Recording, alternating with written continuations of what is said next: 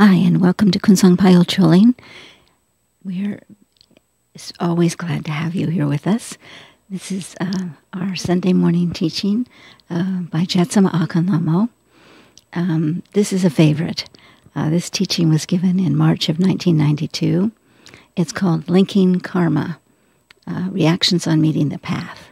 But the linking karma part, she does very, very graphically and amazing. It's a teaching that you will, I think, enjoy and probably watch again and again, because it really explains how we can do something really good and have negative karma ripen, and it's very confusing. So, with no further ado, let's begin. And it will begin with the 7-line prayer, which will connect you with the teaching.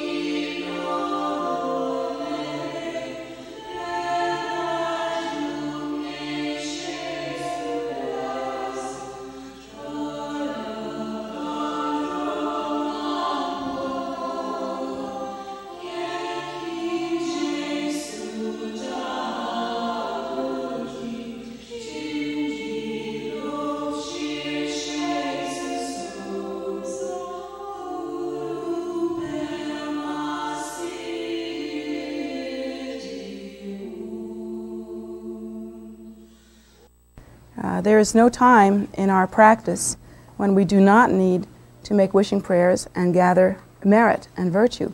And in fact, I'd like to continue on that theme for our class today.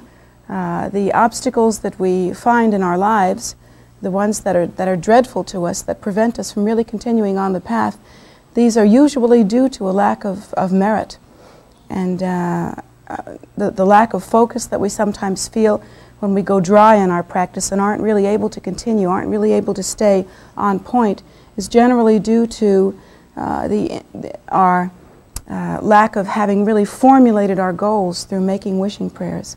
And there's a tremendous gathering of merit that actually happens through making wishing prayers. So one can accomplish two things there. And there, even until from the very beginning point, where as a child you might first meet the path, or as an adult you might first meet the path, up until 10 minutes before you attain realization, up until that point, it is necessary to make both wishing prayers and to gather together virtue and merit. So there is never a time when that is not necessary. So please take heed of the children's teaching as well. On the path, it seems like we're all children. And one of my favorite comments ever made by a Lama, I think, was made by Trinley Norbu Rinpoche, who is the son of the late Dujum Rinpoche, His Holiness Dujum Rinpoche. Trinley Norbu Rinpoche is known to be one of the greatest lamas alive on the earth now. And I have great respect and devotion for him. And he once said that he's been practicing Dharma all his life and studying it all his life, and he practices and studies so much, he puts most of us to shame. I mean, certainly all of us to shame, but most of the lamas really to shame. He really practices all day long and never ceases. He's remarkable, amazing. And he once said that he feels like he's just starting in Dharma, doesn't know much about Dharma, wishes that he knew more about Dharma, but of the little bit that he knows, he can say this, and then he would give some remarkable nature of mind teaching. So none of us should ever come to the point where we think, oh yeah, Dharma, I've got that nailed down, I know about Dharma. Sure, I know about that. That would be a mistake. So at any rate, I would like to continue with our teaching today.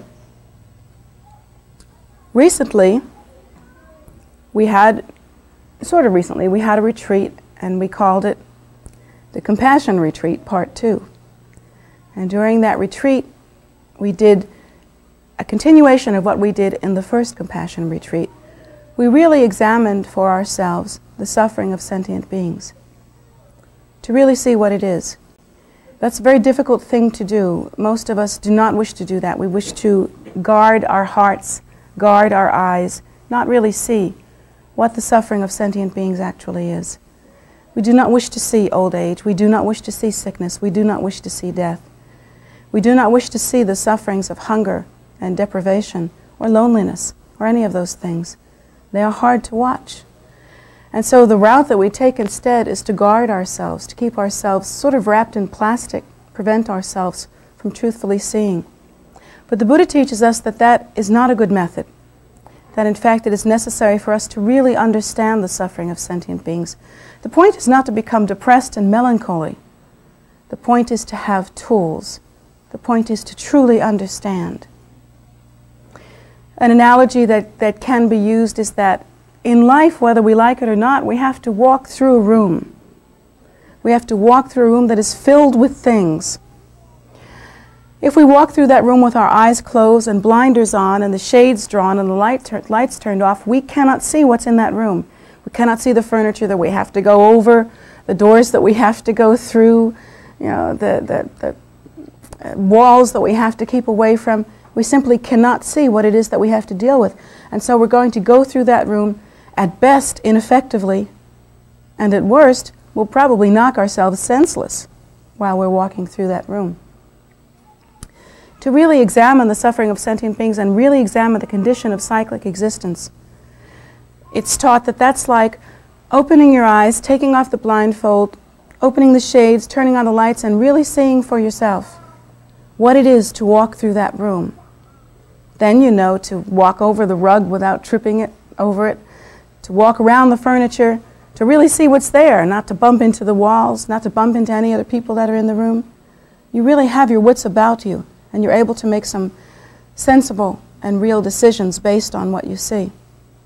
So it is necessary to understand the condition of cyclic existence, and it is necessary to understand the suffering of sentient beings. And so in this retreat, that's what we did. We spent a great long time doing that.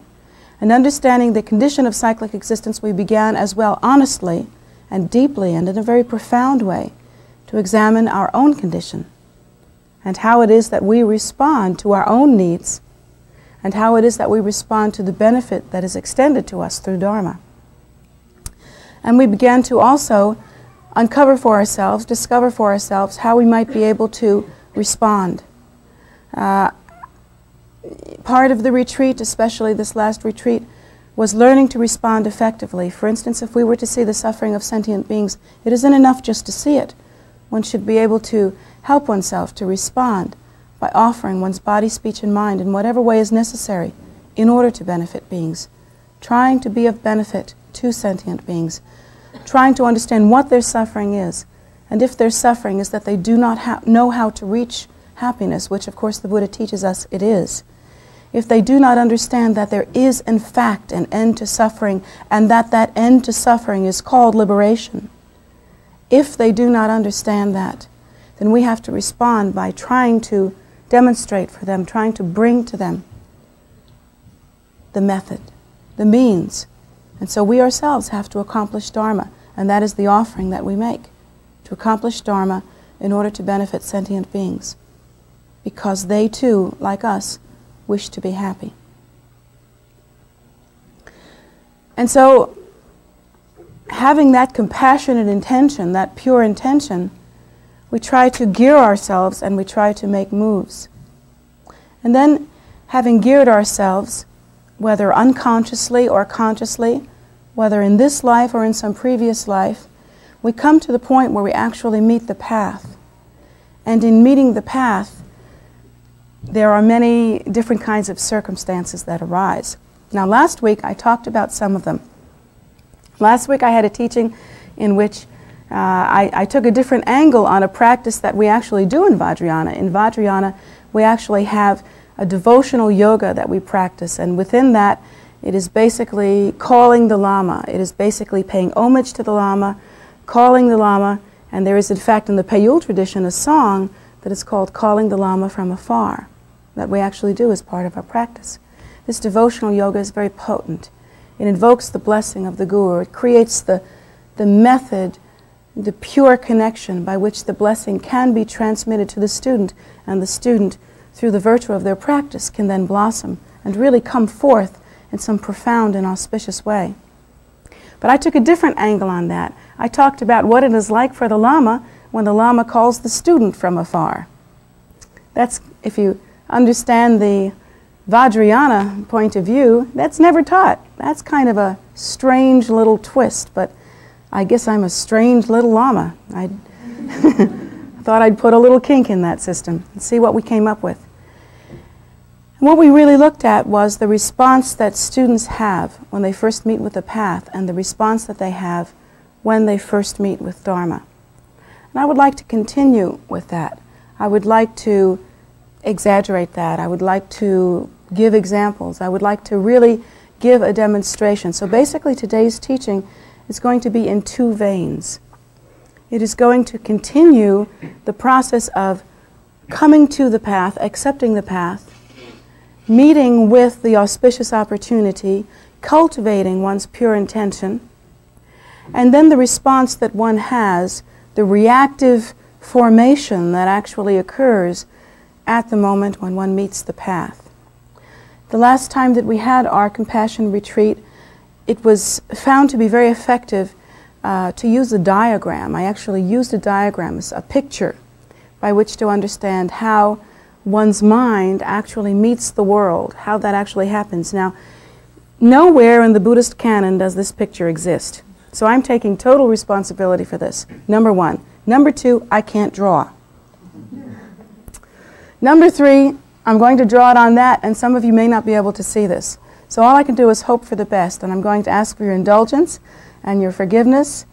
And yet I still think that it's entirely possible, and I think it will be the case, that seeing certain images will help you to understand what happens to you, what it is that happens to you when you do things and respond in ways that you yourself do not understand. Hasn't that happened to you? That you've done things and responded in certain ways that you can't figure out, and you just wonder who the heck that was that just did that? So I would like to show you a little bit of what that can actually be.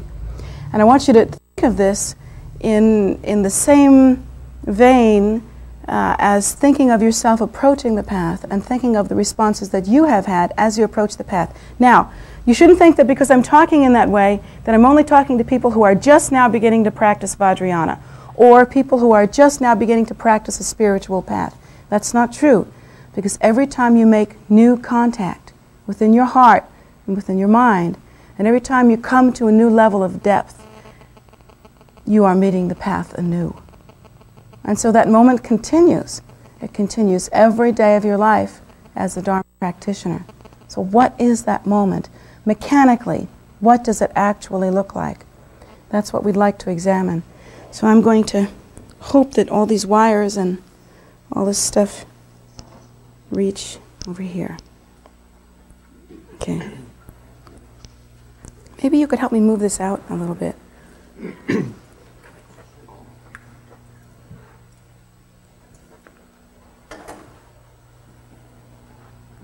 Okay. So you may need to, I don't know what you need to do. Well, you've seen the picture before. Maybe it's okay if you don't do this. Okay. Please remember, I am not an artist. That was a heck of a first start, wasn't it? That's good. Potential there. Okay. So I want you to think of yourselves as ordinary sentient beings, and I want you to think of where you are at this present moment. In a sense, you are at a crossroads of a time and space grid. Isn't that true? You're in this time, and you can think of maybe a timeline, and you can think of space as being, in a sense, a space line, because it is possible to move through time and it is possible to move through space. And there is a moment that each one of us considers the now moment, and that now moment is like an intersection of time and space and awareness. So it's a multi-level coming together, And you should think of this present moment as that. The difficulty is that we fall asleep, don't we? We kind of fall asleep, not in terms of, like that, really falling asleep, but in terms of having our consciousness or our awareness or our attention more or less going underground. We think, I'm this person and I'm in this body and now I want to eat and now I want to sleep, and you sort of move through your lives in a very accepting and not dynamic way, thinking of taking everything at a very superficial face value. And I want you to change that habit, just at least, if you can manage it forever, that would be nice, but at least for this present moment, change the habit of doing that and actually register that you are at an intersection and that the point of power is the point of intersection. The point of power is right now. So think of yourself as being right here. This is you. In a sense, this is space, and in a sense you might think of this as being timeline. Of course, timeline, according to the Buddhist teaching, didn't start this morning, and it didn't start when you were born either. According to the Buddhist teaching, that timeline, if you can imagine, it extends right across here. I'm not going to mark myself up because I might want to wear this again. And then goes all the way out that way and continues since beginningless time. Inconceivable timeline. According to the Buddhist teaching, we have been incarnate in one form or another, involved in cyclic existence, revolving in samsara since beginningless time. Beginningless time means just that. We do not have the capacity in our minds at this point to understand beginningless time. We can only understand a time. And if you give us a date, we can try to compute the reality of that date. But the Buddha teaches us that samsara is a circular kind of reality, and that we cannot actually conceive of that first time, when we first arrived at the conclusion or the assumption of self-nature as being inherently real. And that is the moment when, for us, samsara began. So we think of this time grid as being really endless. Since we're thinking of this as time and this as space, we have to try to understand the nature of karma, cause and effect, as it actually plays itself out.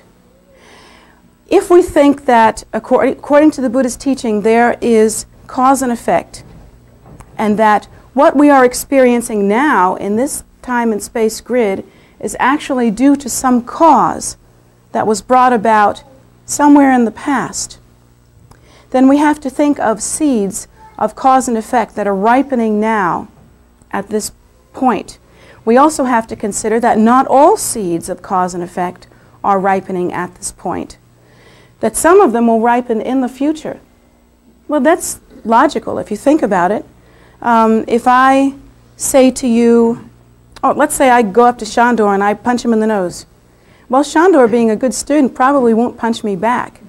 But there will be some repercussion to that. Perhaps in some future life he will.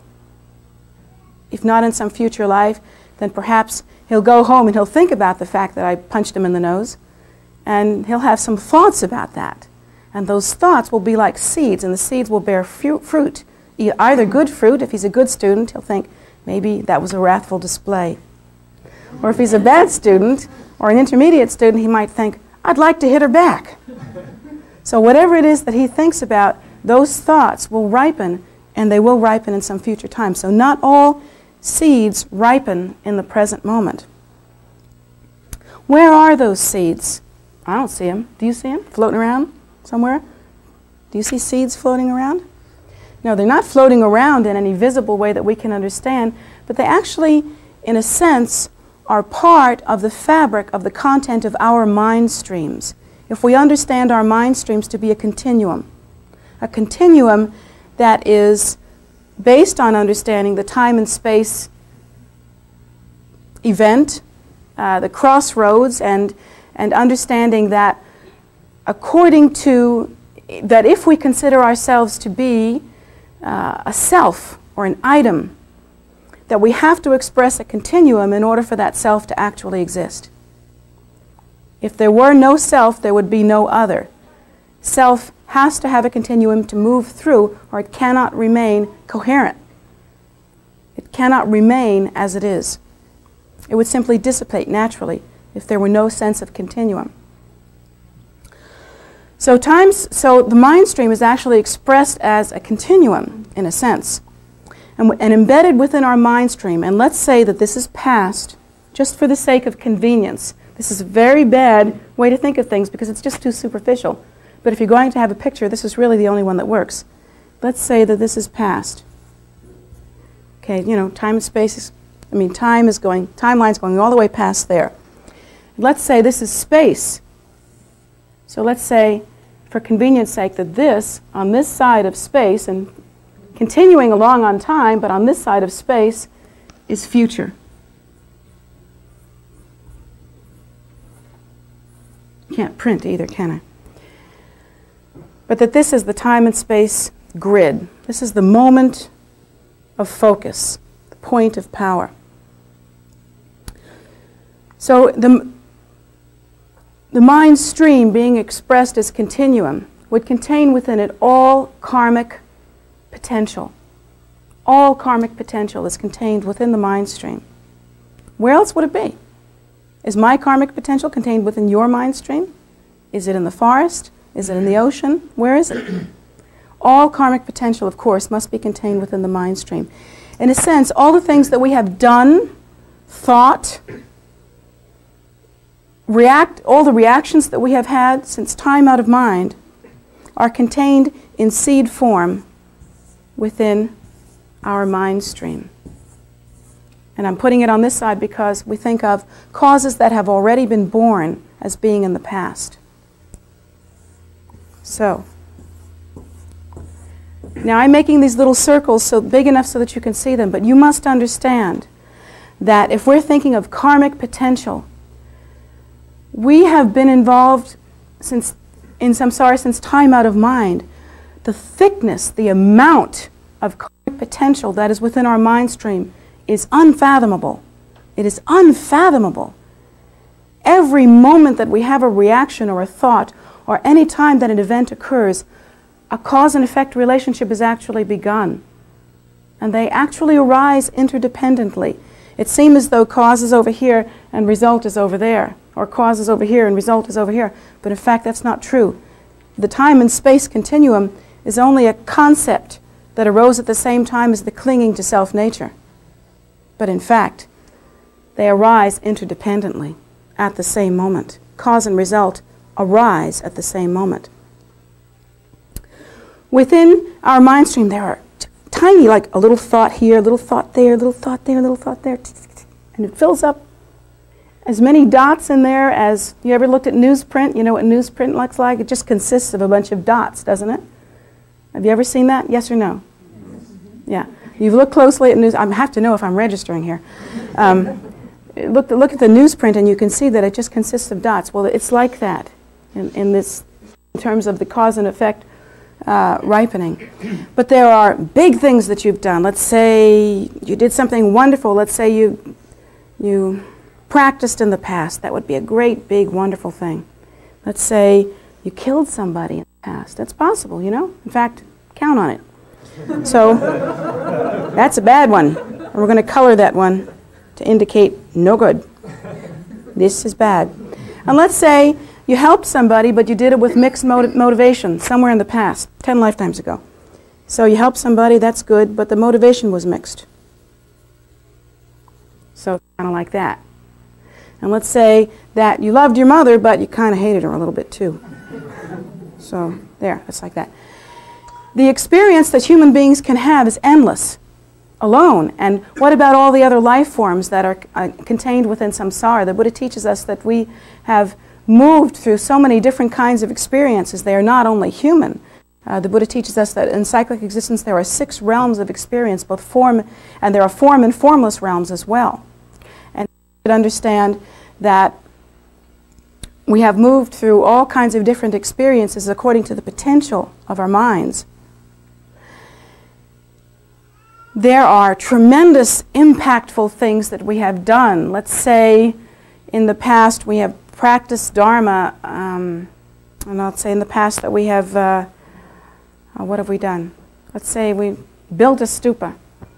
How many of us here have built a stupa so far? No, nice students, don't even think about raising your hand. I meant those people. So build a stupa. Let's say we built a stupa. And that would be a huge, big, shiny, wonderful, beautiful cause that is ripening in your mind stream even now.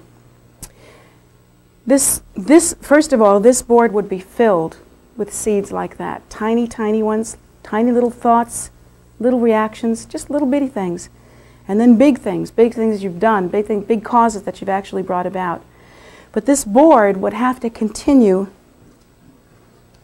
since time out of mind. It would have to be a board like you wouldn't believe.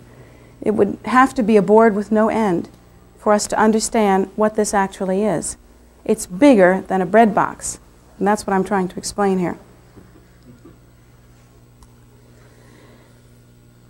When you consider the nature of a sentient being, we usually consider that nature in a very superficial way. We look at ourselves and we say, okay, let's pick on Shandor today.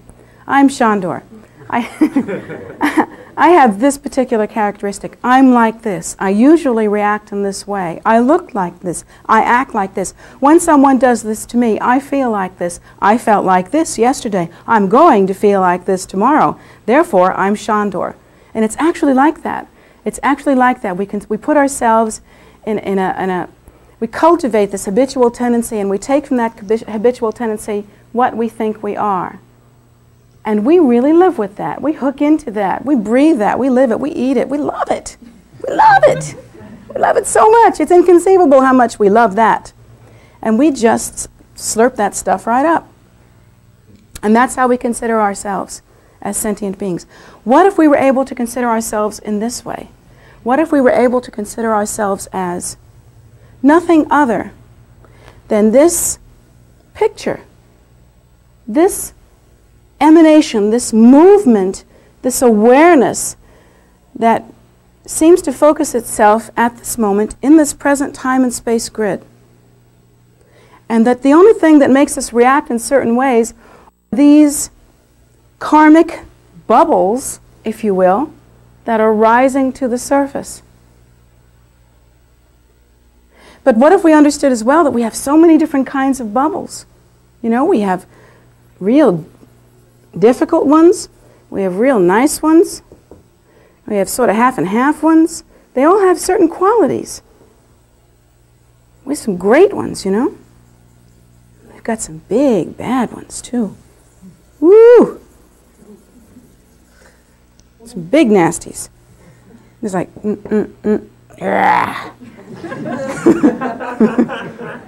And that the whole board, since time out of mind, is filled with that. And if we understand that at this point, we are actually, in a sense, meeting with our future, we are meeting with our environment, we're actually meeting with our environment. And so that everything that occurs in our environment, like other people who are also moving along their own time and space grid, just in the same way, and who have, here I'm making two people facing each other nose to nose, if you let me do this in a particular and peculiar right brain fashion. These people are meeting each other nose to nose, and let's say this person has the same stuff going on as this one, which they do. So this person has seeds that are ripening, and this person has seeds that are ripening, and they're meeting each other, and what happens here is they tend to catalyze one another. They tend to catalyze through their union. And the union can be as casual as meeting someone in a grocery store. And the union can be as profound as meeting one's guru. Or as meeting one's life partner, or something like that. Of those kinds of meetings, the one with the most potency, actually, the one that can catalyze and has the potential to catalyze the most, is the meeting with one's guru. And the reason for that is that through the force of the guru's practice, practice, through the accumulated merit of the Guru's mind, through the miraculous, compassionate intention that the Guru actually appears in the world for. What one is meeting when one meets one's Guru looks a lot like this. Big, pretty, white things. Shiny, sun-like, wonderful. Yum, yum, yum, yum, yum, yum, yum. Nice, nice, nice. And so what actually happens is there is a catalyst that is taking place here, catalyzing action that is taking place here, that will tend to bring forth the best that you have to offer. You see? It will tend to bring it forth. And the way that that happens is that almost in a vibrational way, like draws like. In a vibrational way, and you'll actually feel that. You will feel this coming to the surface. You'll feel something happen. That's what actually begins to happen.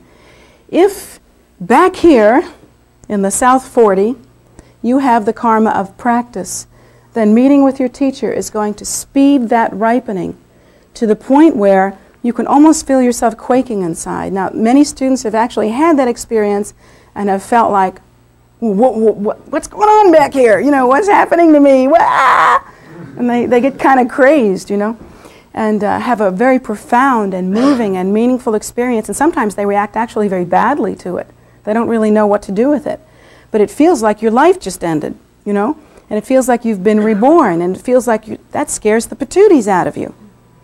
But what actually is happening is that whatever beneficial karma you have back there is rapidly moving to the surface of your mind to actually enter into the time and space grid potency that you yourself think of yourself as.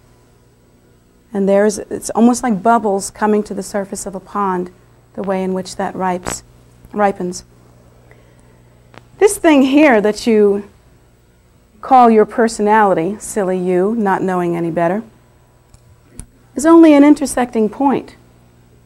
That personality has the capacity to change at any moment. And it changes no differently than the surface of a pond would change as the bubbles move to the surface of the pond. I mean, the pond has certain characteristics, of course. Being here in cyclic existence as human beings, we have certain characteristics. We're not going to grow another arm, you know, or grow another head out the side of our head that we have. There are certain characteristics that will remain due to the fact that we are in a communal or collective time and space experience. But there is no limit to what can happen at this moment. And I've seen it go both ways, haven't you? I certainly have. I've seen a student meet with the path and actually have a very difficult reaction to that.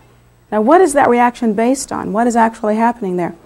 What's happening there is that perhaps in the past, and this is all it is, folks, all it is, what's happening in the past is that, let's say that student practiced. So they got a big, nice, shiny, bright thing, pure bubble coming to the surface of the pond that's going to ripen as the person meets their teacher and meets the path.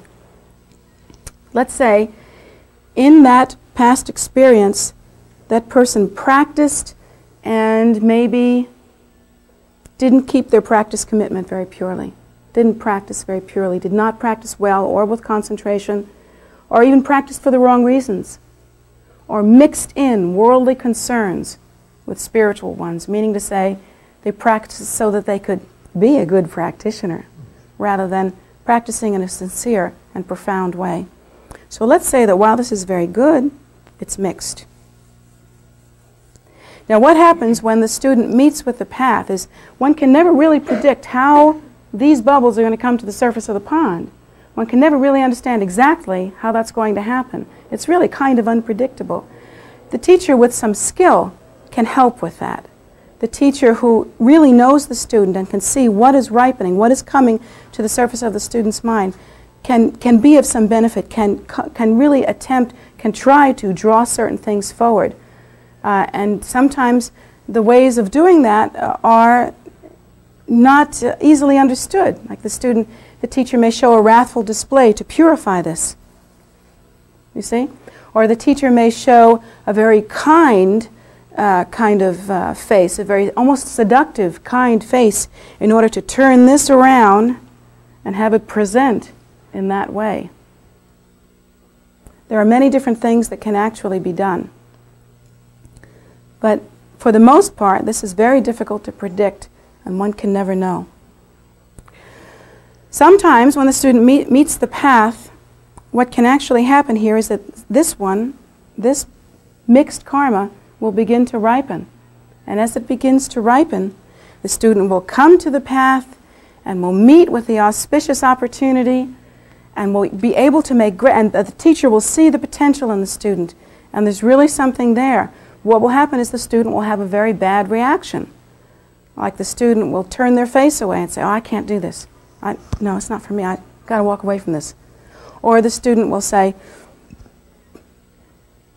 sometimes react with anger, as I was talking about last week, for no apparent reason. The student will meet with the path and suddenly have a spurt of angry days. You know, just some... And sometimes the student will feel a sense of grieving because they realize that they've just left a portion of their life and moved into a whole new experience within their lives. There can be some difficult things. Often what happens here, due to the mixed environment within one's mind stream, and it is a mixed environment within one's mind stream, due to a student's mixed karma, is what actually happens here is a mixed appearance that one will see. And it's mixed, you see. At the same time, that beneficial karma ripens and brings the student to the path and makes this dynamic interaction so fantastic, so marvelous, and the student is feeling this amazing change, this amazing, potent growth, like nothing they've ever felt before. At the same time that that's happening, what is coming to the surface of their mind also are obstacles. Obstacles, and they must be understood only as that, because the danger is, and here's where your responsibility really comes in, the danger is that the student may say, "Oh, that's the reaction that I'm having. I really don't like this very much," or "I can't do this," or "This isn't for me," or "Well, I have to think about it," or whatever it is that the student reacts as. If you say to yourself, "Oh, that's how I am, that's how I'm reacting, this is just me, and I kind of have to go with it," you are reacting like a child. Like, it's superficial. There's nothing to that. And it's baloney. It's just flat out baloney. But if you could understand that what's happening here are ripenings that are coming to the surface of the mind, and that you are seeing, basically you are looking in a mirror. When you see your teacher, you are looking in the mirror. You are seeing the reflection of your own mind stream. You are looking at yourself. That's all you see when you see your teacher. You are looking at yourself.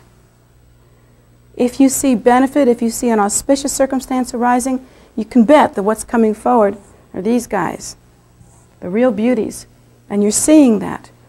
But if you see something different, that is a very negative reaction, a very lethargic reaction, the inability to take hold of the opportunity, rejection or something like that, you must understand that what is probably happening here, what is happening here, is that mixed karma is ripening and some negative karma is coming to the surface as well. These karmic seeds cannot be understood as individual things either. You must understand that just as you go through the day and one moment builds on another, seems to build on another, doesn't it? I mean, you don't have an isolated moment any time during the day. Everything is catalyzed by everything else. It's real built on each other.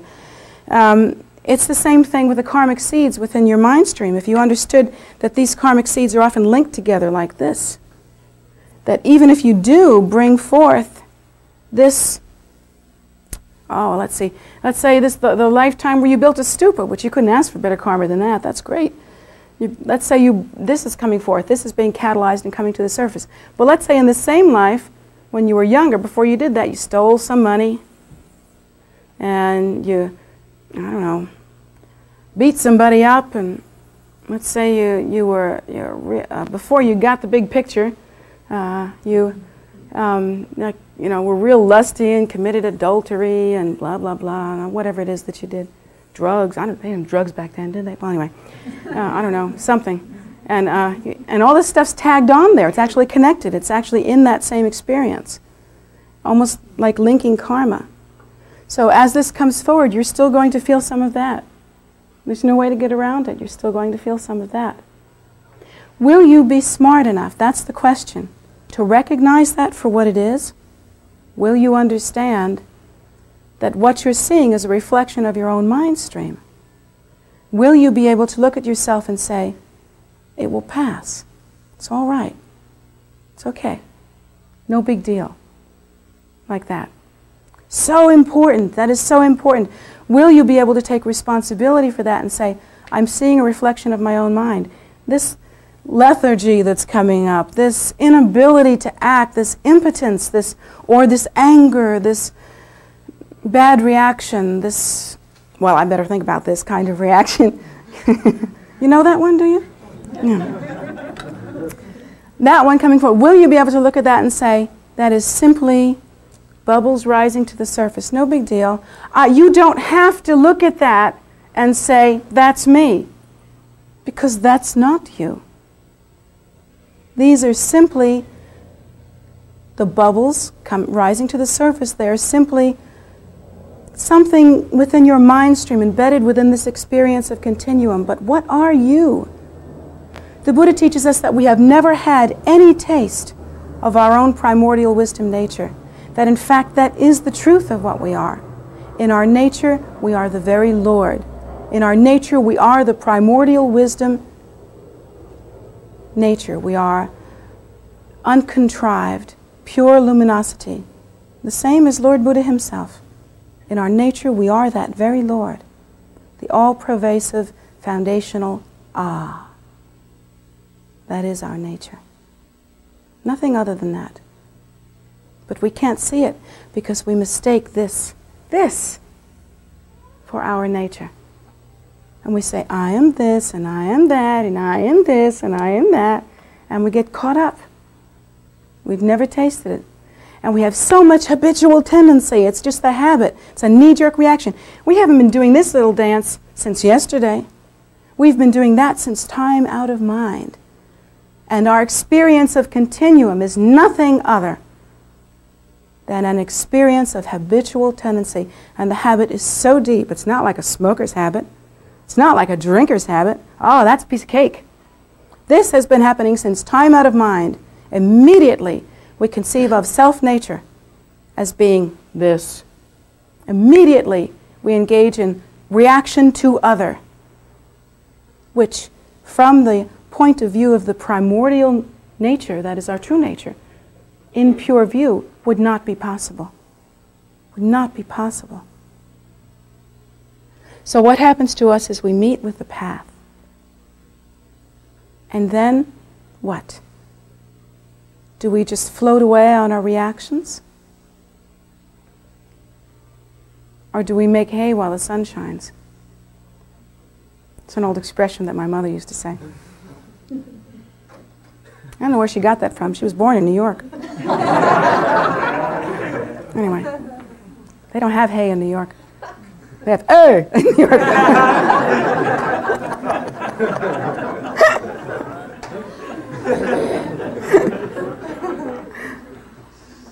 But anyway, when we meet with the path, we must view ourselves in this way so that we can be competent, able to continue. Things will rise to the surface of your mind that you won't believe. And yet potential, potency will come into your life that you also will not believe. You must learn to look at yourself in a less superficial manner. You must understand what we're dealing with here. If you understand that this is what it is, you will understand that the point of power is yours, that you have the power to demonstrate change. You don't have to get stuck on these things. You don't have to get stuck thinking, I'm like this, and this is like that, and that's like that. That's the sticking point, isn't it? That's the point at which we become impotent. The Buddha provides a method. The Buddha says that when you first meet the path, the first thing that you want to do is to start gathering merit immediately. You make offerings to the altar, you say wishing prayers to benefit sentient beings, you start walking around the stupa. Boy, I tell you, if I were just starting on the path and I just didn't know how I was going to handle it, I would make such a ring around the stupa that it would be, where there would be a hole, you could tell, it would be a rung. 6 feet down, I'd still be walking around the stupa. They'd have to fill it in after I finished with it. Gathering that kind of merit, making offerings at the altar, saying prayers, generating compassion, doing practice, mantra recitation, visualization, all of these things, accumulating 7-line prayer, an excellent way to accumulate merit. I would do everything that I could to accumulate merit, because that accumulation of merit, if you can do it, means that one of these guys is coming forward. And if one of these guys comes forward, it catalyzes another one coming forward. And if another one comes forward, it catalyzes another one coming forward. And that is what you want. You want to take control of it. You don't want to sit around and say, I'm like this and that's like that. That's powerless. That's useless. What's the point? What you want to do is to catalyze your own realization. When you begin on the path, all of the negative stuff doesn't just go away. It just doesn't, you can't just take the magician's point of view and say, oh, okay, I'm on the path now, so that's the magic formula, so therefore everything else is gone. It's not like that. That's crazy. Karma always ripens. But what actually happens when you get on the path is that all these guys tend to move forward. When they move forward, what you have at your moment of experience is you have some space. You have some space. And according to the gathering and coming forth and ripening of this beneficial karma, and according to the spaciousness that you experience in your mind as that happens, and that will be your experience as that happens, according to the spaciousness in your mind, it is possible to see the primordial view. It is possible to awaken. It doesn't mean that all this stuff's gone.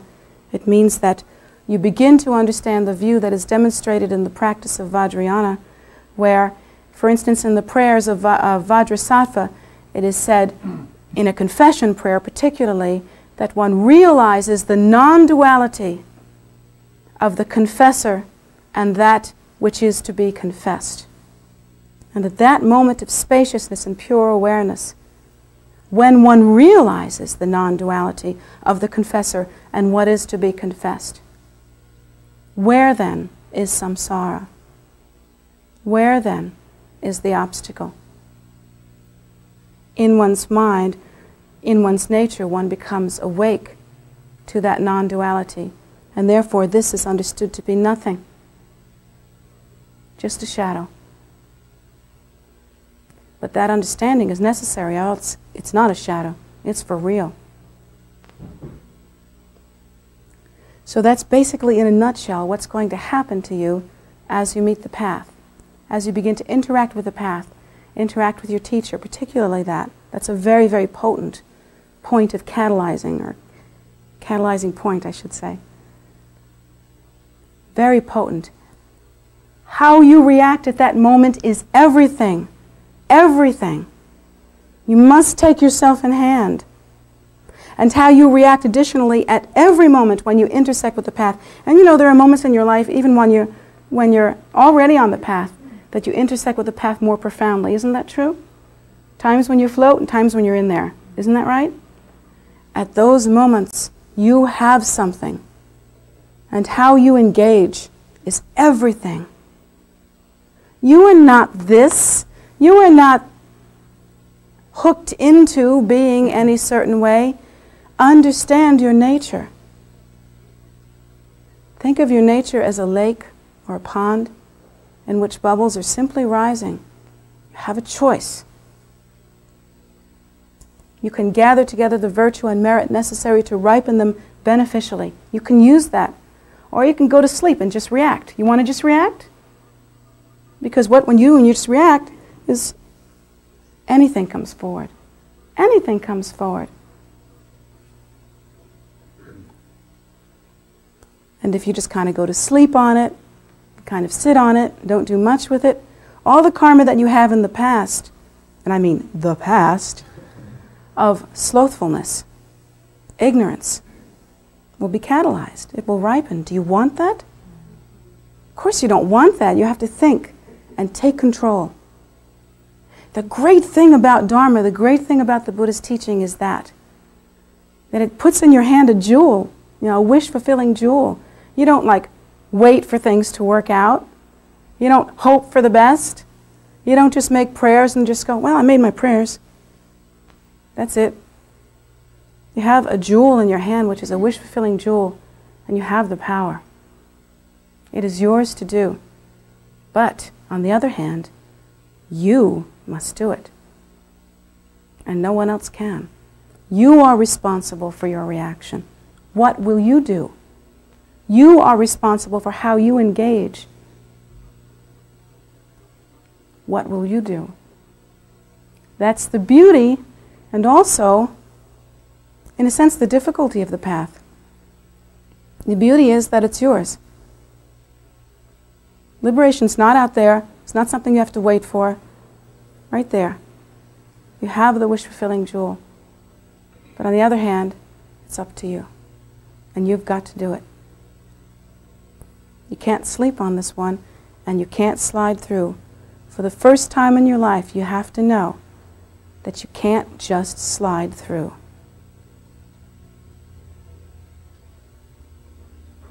So pull yourself together, basically. It's just like I've said so many times before. On this path, the message is, the ball is in your court. But it is in your court. That's never happened to you before. You've never had the option. You've always wanted to be happy, but you've never had the option to make happiness. You've never had the option of understanding its causes and how to make it happen. So the message that you first receive when you first move onto the path is, wake up! Thank you, he just jumped right up there. Wake up and love yourself. Take a hold of yourself like no one has ever done for you before. You do it because no one else can. So, I wanted to give this teaching in order to help us to really get ourselves geared up, but I also wanted to give this teaching because some of you, I've had a sense of new students coming to, I'm going to move over here, I think, of new students who are coming to the path now. Some of you are going to be students that really stick with it, that you're going to do something here. And so I'm speaking to those of you who know I'm speaking to you. Get the picture. Everything that you do now is important. This is your time. This is your time. So if you can hear that and feel it and really go with it, the blessings will be without end.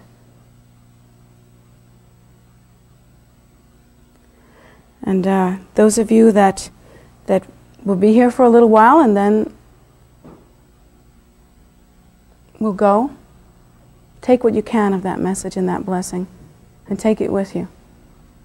But if you can, practice the path and practice it in such a way so that you will not suffer any longer and so that you will be able to accomplish the purpose of sentient beings. And the purpose of sentient beings is that their suffering should be ended and that they should reach enlightenment. It's the same as your purpose. And only through practicing the path can you make that happen. So thank you very much for listening. You've listened so carefully. I really appreciate what I feel coming from you. Thank you very much. So.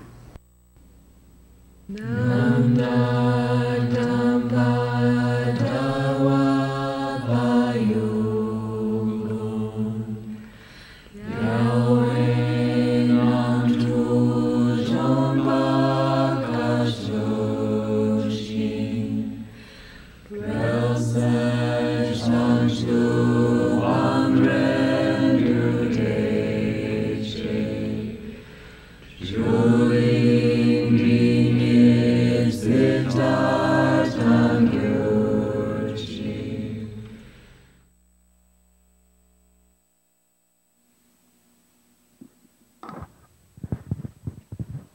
So thank you very much for joining us. We're so glad always to see you as we will online, and to get through this pandemic period together. This teaching was given quite a while ago, but it always seems relevant again and again and again. Maybe because that time out of mind is still time out of mind. So here at KPC, we are always open outside, and we have walking trails, meditation gardens, lots of things that you can experience and relate to, and have just a wonderful time. We now have farm animals that you can come and enjoy, and it's just a joyful place to come and a restful place for your mind. So we invite you to come anytime. The grounds are always open from dawn to dusk, and inside the temple, the prayer room itself is open now on weekends from 11 to 4, as we slowly try to maneuver this space between the waves of the pandemic. So we ask that you mask up inside, and protect everybody, but come and enjoy it, and have a good meditation while you're here. Online, we continue to have everything we can available for you. The teachings of Jetusnma are available on Wednesday evenings at 7:30, as well as this time on Sundays at 11 a.m. The 7:30 is p.m., by the way, on Wednesday evening. We also have teachings by Jetusnma's daughter and heart student, Atira. And Atira's teachings are the second and fourth Sundays of the month at 5 p.m. And are equally wonderful. So come and enjoy them. They are all on YouTube. All of those are available on YouTube, and they are archived. So if you miss them live or live streamed, as with Jetusnma's, you can pick up whenever you have time to get on YouTube. They will be there. In addition, we have on every evening, we have a very short, condensed, in English, Medicine Buddha practice for alleviating the effects of the COVID, basically all the suffering that has gone on with the pandemic, but also just in general, the suffering and death that has gone on during this period. There's just been way too much. And so we're doing that every evening at 7. And that is on Facebook Live. Our practices are generally on Zoom, and so you're welcome to join us. Go to our website, tara.org, and look at under events. You'll see a calendar there for and all the online practices will be there. You can click on the practice, and it will give you where it is, how to get there, and a link to the practice itself. So we invite you to join us when you can, or if you have that interest. Let me see, what all else? Tuesday is Dakini Day in the Tibetan calendar, and so we will have a Yumka practice in the evening, also on Zoom, and that's at 7:30 p.m. So join us for that. And otherwise, you can join us also on Tuesday, which is a Naga Day, for a Naga Puja at 7 a.m., and that's, in addition to being on Zoom, that's also on Facebook Live. So we can see if we can't keep those beings who keep the elements together, see if we can give them a boost. Do our part for climate change. So if you have enjoyed this teaching and you would like to make an offering to Jetusnma directly, we invite you to do so if you choose. She has a PayPal account. It is jetusnmagift@gmail.com. JETSUNMAGIFT. So that would be your choice if you wish. But anyway, we hope to see you soon. Come when you can. We're just happy to see you. Have a wonderful week. Take good care of yourselves and be safe.